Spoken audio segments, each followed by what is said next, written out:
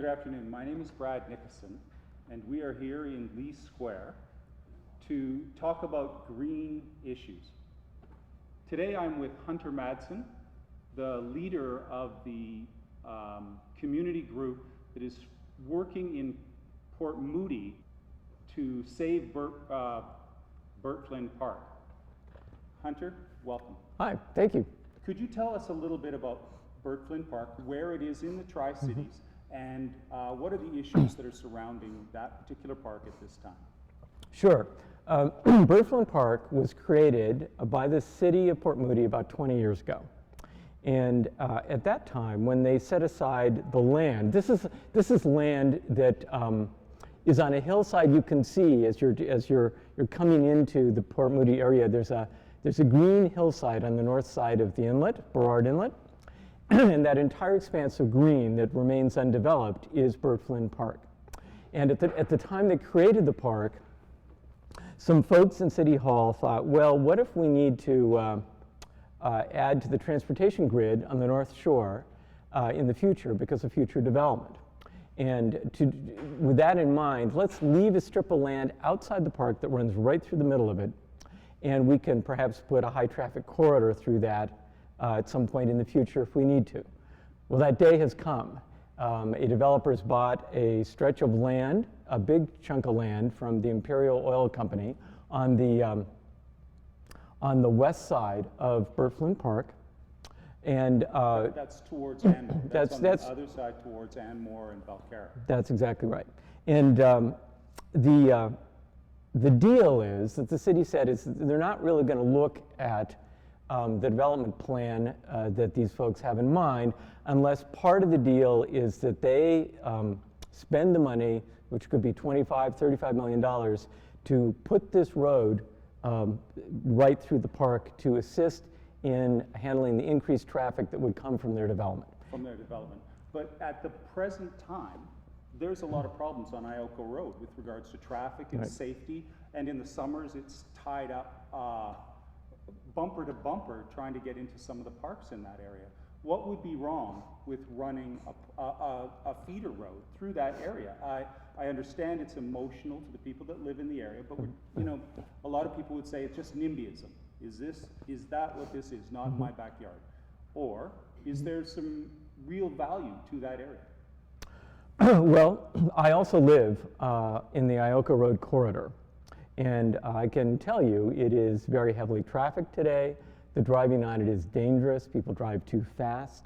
There are a lot of complaints, perfectly justifiable complaints of people who live along Ioko Road. And that's the reason why we should, or not we, why that a road would be helpful, definitely helpful to some of the people in Anmore and the other areas. The North Shore definitely needs additional traffic options if you're going to develop in the North Shore. Right. It's not enough to expect everybody to drive down Ioko Road or to take the East Road alternative from Anmore. So we need to find some new alternatives, and we need also to make life better for people who live along Ioko Road. Right. But it's not just the only solution out there. It's not just the only solution to put a road through Bert Flinn Park. There are a lot of other things we could be doing and should be doing. Here's why.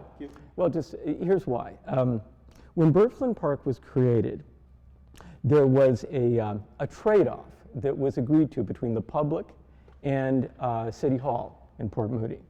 At the time, the municipal leadership was very opposed to adding this park on the hillside, and they finally said, well, okay, we'll let you do this. We're going to set aside this land up on the hillside as a park instead of developing it with more suburban tract housing. But in exchange for that, the community needs to support the densification of the downtown area of Port Moody. That's been done now over the last 20 years. The central area has been densified tremendously, but the quid pro quo, the deal was they protect Bert Flinn Park from the ravages of development. Now they're willing to put the park at risk to add a noisy, dangerous high traffic corridor right through the heart of it. It's basically going to ruin this nature park in order so that they can support additional development on the North Shore. That wasn't the deal, and now they're about ready to betray what they promised the public. That was a commitment that was made by a previous council, and that area is it's a beautiful area, and it has nothing on it right now. Communities need to grow, do they not? Do communities not need to grow continuously in order to get the tax base to keep taxes low for the people? Well, I guess a couple of responses to that. The broad answer is no, they don't need to, but I'll explain why that is in a moment. The rationale that, well, you got to develop, you got to grow, becomes an excuse to say yes to every development proposal that comes along. And in fact, that's a problem that the leadership of Port Moody has faced. Because they don't actually have, and I've spoken to every single city councilor individually, and I've always asked them the same question, which is, what's your optimal density for this area? How many people is enough people? How many people is the right number of people? And they never really have a clear answer. They don't even know what the density of Port Moody is. And I then tell them, I point out that Port Moody is 60% above average in terms of its population density compared to the rest of Metro Vancouver. So I say, like, what's the right number? And that's what you should be developing and growing towards, not just, how high is up, more development is always good. That's really a misunderstanding, because what you end up with is Hong Kong. And if that's the quality of life you want, that's great, but it's not the quality of life that people came to Port Moody to get. And so what our movement is about, we have 2,000 residents from the Tri-Cities so far who've joined, is preserving the park as areas develop around it. We're not opposed generally to development on the North Shore, and we know that's going to come. What we're opposed to is taking this, this area that was set aside in anticipation of development to say, you can develop housing all around it, but let's keep this green space because the community is going to need that. And sort of the point of the park was to keep it undisturbed. It's a nature park, so it's all about nature and not about us and cars and traffic. So this open area that's at the end, the west end of the North Shore of Port Moody, that area there's a large undeveloped tract that's in private hands. What's the solution for them? Those people have made a considerable investment in that particular area. What is a solution for them in that area? They're going to want to have some kind of return. There are always going to be people in a community who say that that kind of development brings more people to as I said earlier, bring the property or bring our taxes down, but also it helps put bodies into various businesses so that there are people buying and helping the economy of the area. What then, if it's not that kind of development, what is the solution to that area? We're going to have to get people in and out of there. Yeah. Well, I actually disagree about some of the premises there. It's not true that becoming a bedroom community to Vancouver, which is just one house after another, without much industry, local industry, without much local business, grows the tax base and makes life easier for residents. What in fact happens is when you add more population to an area, in terms of bedroom communities, just homes, townhouses, and so forth, what happens is it puts stress and expense on the local city for libraries, community centers, roadways. All these costs go up, but actually the revenue being generated by these people as employees is all being generated back in the city center like Vancouver. So what you would ideally want to be doing with land like this, which was former industrial land, it's Imperial Oil Company land, is ideally you should be dedicating that to some new form of, say, clean business. So maybe it's a business park with software companies and that kind of thing. If what you really want to do is improve the tax base. Well, so say we did what you're saying, we put a different, we had envisioned that area different. And by the way, the people who bought the land could make plenty of money that way. But to answer your question, they can, to go back, to answer your question, what they bought as land currently has a zoning to it. It's zoned for lowest density development, which means working within the existing zoning, They could put single-family homes, a certain number, on ample lot sizes, Right. and they could still make plenty of money. By the way, most of the land that they bought is in Anmore, 2/3 of it, a third in Port Moody, and I mention that because the lot size requirements are even more ambitious or even larger in Anmore. So as long as they're building within lowest density zoning, that's going to bring in, it's going to make them plenty of money, but it's going to bring the fewest number of new people into the area. That's best for Ioko Road, and that's best for quality of life. They could do that today. But that's not what they want. They want much denser development. Okay. So even in the way that you've envisioned it, or is there a different vision for that particular Absolutely. area? And what could it be? Like, how are they going to move people along that corridor? Or what other alternatives? Could you have something specific that you think or you suggest that they could do? So something that people who are just learning about this particular issue now could envision happening. What should they do? Right. There are a lot of better ideas for the development of that area and developing the transportation grid than ruining the city's largest park and only nature park by putting basically a high traffic corridor right through the heart of it. That's the worst. That's the idea of last resort. What you should be doing or could be doing instead is, first of all, if you care about Ioko Road and all the traffic on Ioko Road, you say, number one, don't change the zoning at the end of the road of this land they've bought. Keep the low density zoning, let them build within that. Number two, develop an alternate way of and more traffic, because most of this traffic problem done on Ioko Road is coming from Anmore.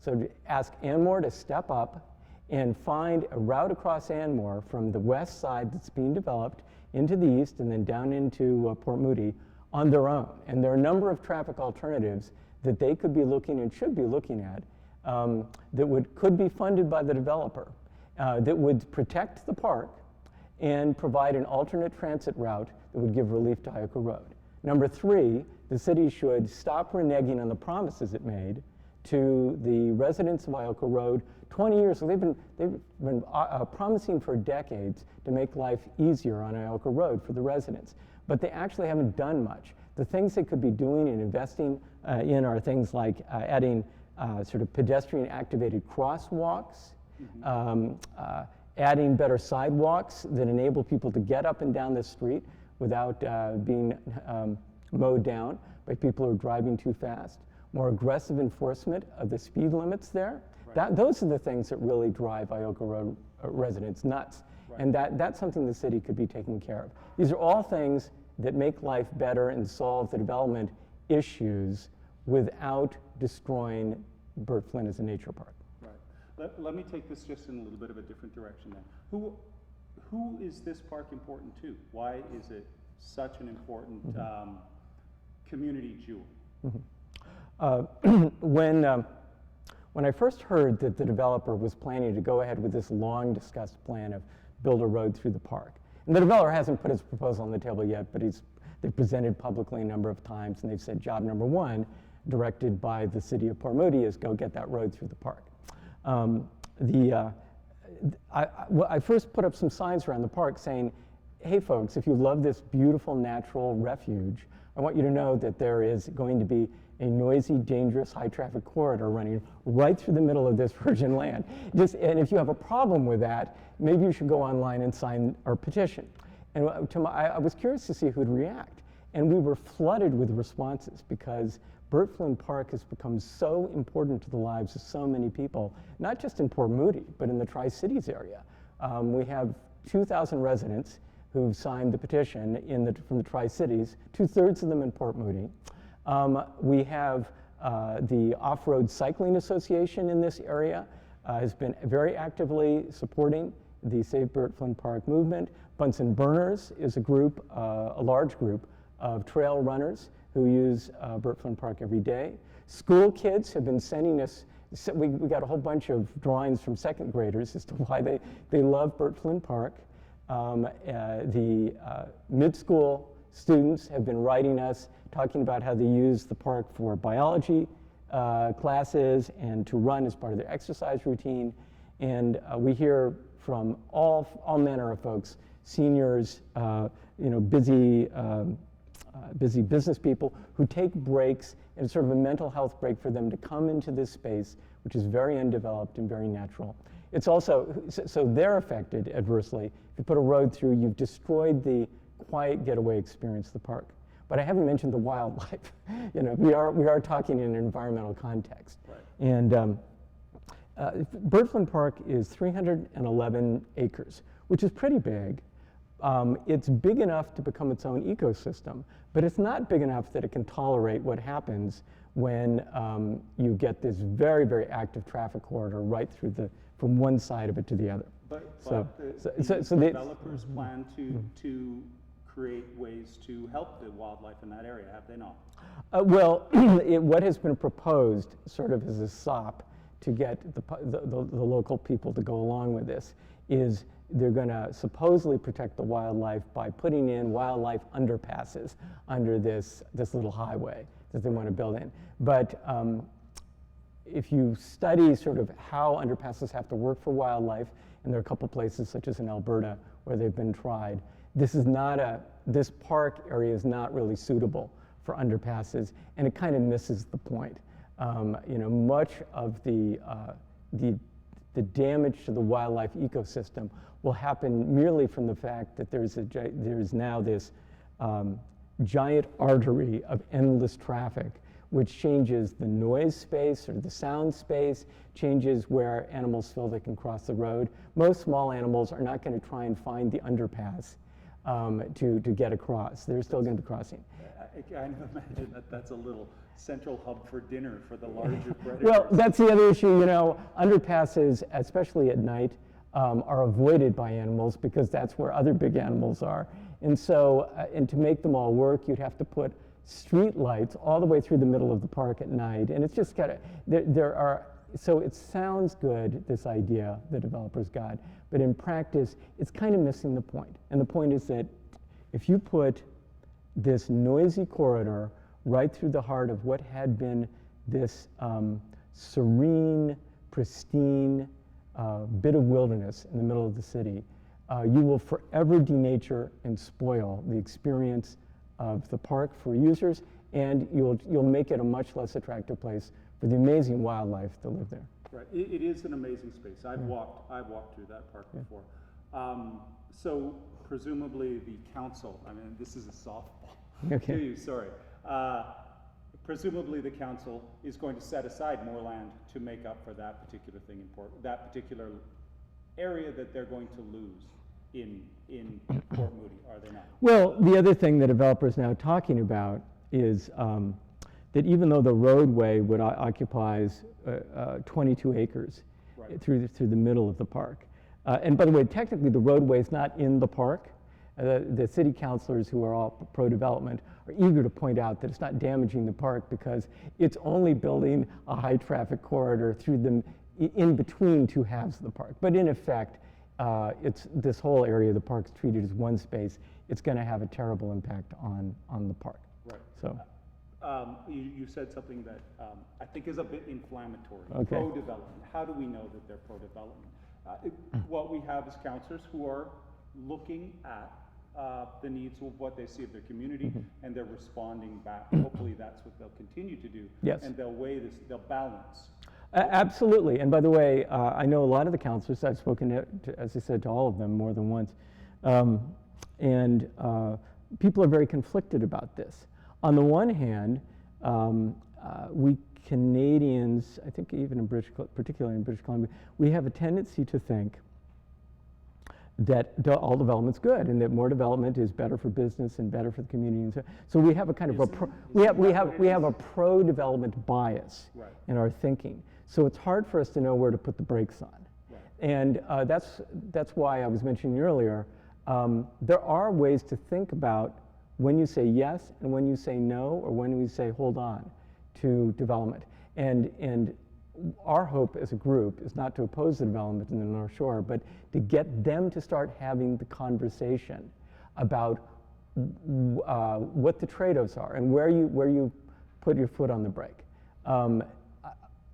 We need to hear those conversations. Yeah. It's not that they're some of them are pro-development. If you look at their track record, it's almost they never found a development they didn't like. sooner or later they green-lighted everything. And that's a problem for voters to pay attention to next time. But a lot of them are just kind of conflicted on the fence, and the developer, as they have a very sophisticated, genteel frontman, and he's done a lot of great architecture, I think, in the city before. Right. He's a likable guy, and they've only had conversations with him. So our goal as a group was to say, well, you need to include other people in the conversation with the public. Broader conversation. Yeah. Let's take that just a little bit farther. We're going to go off track a tiny bit. You see the housing problems that we have. We're talking about reducing the amount of houses in that area, but at the same time, the Lower Mainland needs to develop, or at least needs to address the problem of housing. What can Port Moody do? Yeah, and I know that the question is, why does it need to address the problem of housing? And now I'm going to say something inflammatory.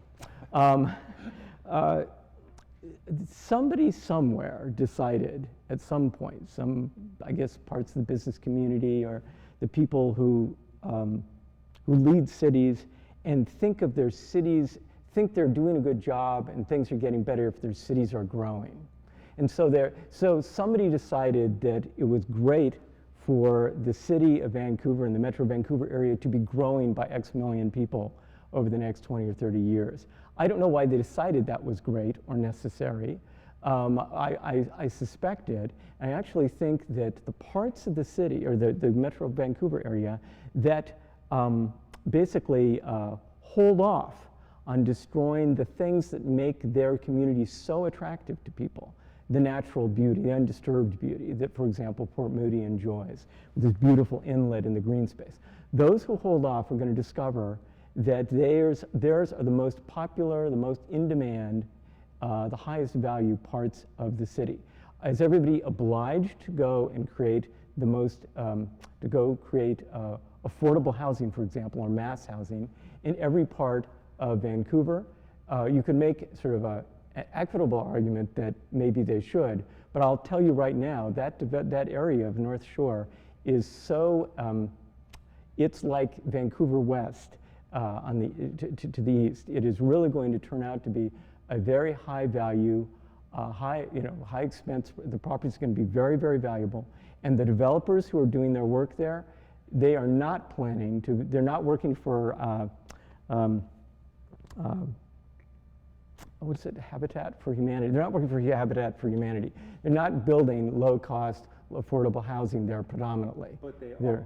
They're going to be building more monster mansions on the hillside as they do in Enmore today.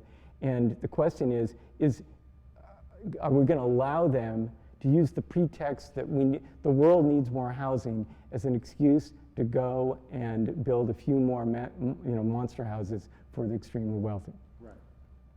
All right. That wasn't controversial, was it? Sorry. Pardon me? Sorry. Go ahead. No. From talking to you and from learning a little bit about this issue, I'm conflicted because I find that we are going to have to solve these problems no matter what. There are going to be need for more houses, but what I hear you saying is they're not the houses going to be built in that area that we want to see. It's going to create. It's the need. There is a need. I want to say there is a need for more housing. Right. That doesn't mean the need is for housing in every place at the same level of need. Right. In Port Moody, the downtown area has been developed and designated as a dense core. So we're building condo towers and that kind of thing, which is great. Right. And in fact, there are more plans down the road. The city just unveiled its Coronation Park vision, which adds 5,000 people in the downtown core with all sorts of towers and so forth. That makes sense because that part of the city is going to be well served by the Evergreen Line, public transportation, retail and services. What does not make sense is densifying the North Shore at the remote west end, the peninsula end, of an area that has poor transportation to begin with, poor services. It's like the last place Port Moody would be adding more density. And yet that's really what's being proposed, and they're throwing over their biggest, best park to get that. This does not make sense, and we're just inviting the council to reconsider the trade-offs before they make that decision. That makes sense to me. So as we go forward, from what I understand, you created quite a stir at City Hall when you when you got them to move forward on this particular motion. You should explain. There was a the group, in June, we announced the existence of the group by holding what turned out to be the largest ever rally. This is how much people care about this park. Right. The largest rally in the history of City Hall showed up there to say we have an issue with where things are headed. After that, one of the counselors with vision and courage, Robert Vagermoff, one of the youngest counselors, city councilors, raised a motion to remove the right-of-way, the road right-of-way through the park, and to return that land to the park proper, and find another way to add transportation in the North Shore. And that's what got voted on in September. And we, again, it was a packed house of citizens from the community who were there to say, this park really matters to us and to our life as a community. You guys need to find another way to address transportation. So that's the motion. Right. And I was there. I was there on that day. I saw what had happened.